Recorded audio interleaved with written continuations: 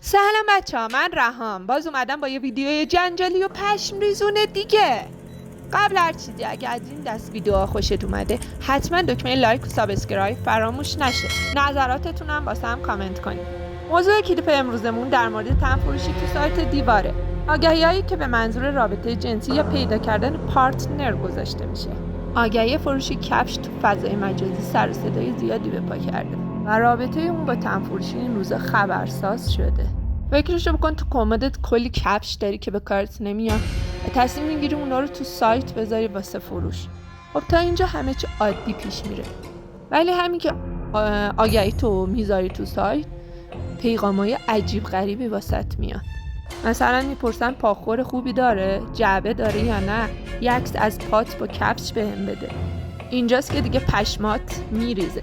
خود من به شخصه یه مدت آنلاین شاپ فروش کفش داشتم. از همه جا بیخبر اومدم یه تعداد از این کفش ها رو عکسشون رو گذاشتم تو سایت دیوا.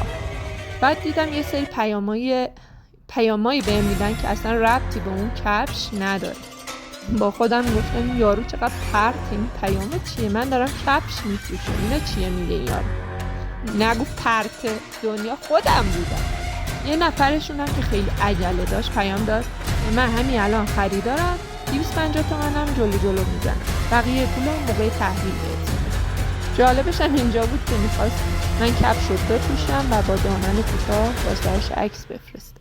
اینجا بود که دیگه واقعا دوزاریم افتاد و زدم بلاکش کردم. یه نفر دیگه شماره‌اش رو گذاشت و گفت تو واتساپ واسم عکس پاهاش با همین. بعد این یک پیام پرام واقعا بعدش هم زدم آگهی رو کلا حذف کردم. جالب اینجاست که متوجه شدم فقط آگهی فروش کفش نیست که این معنی رو میده. آگهی‌های دیگه مثل شارژر، پارتنر مطالعه، حمایت از خانواده‌های بی سرپرست، همخونه و ماساژور هم دقیقاً همین معنی رو میده.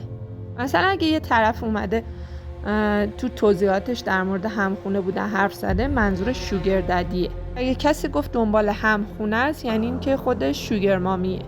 آگهی‌های ماساژ و ماساژور هم که توی توضیحاتشون زده ماساژور خانوم فقط برای خانوم هاست، وقتی باهاشون صحبت کنی متوجه میشی که ماساژور خانوم برای آقایون هم دارن. خلاصه که انقدر بیماری جنسی زیاد شدن که از هر راه و روشی واسه رسیدن به مقصدشون استفاده میکنن. واسه هم کامنت بذارین ببینم تا حالا شما با همچین مواردی برخورد داشتین. انگوله اون بالا فعال کن تا اولین کسی باشی که ویدیوی بعدیمون رو میبینی.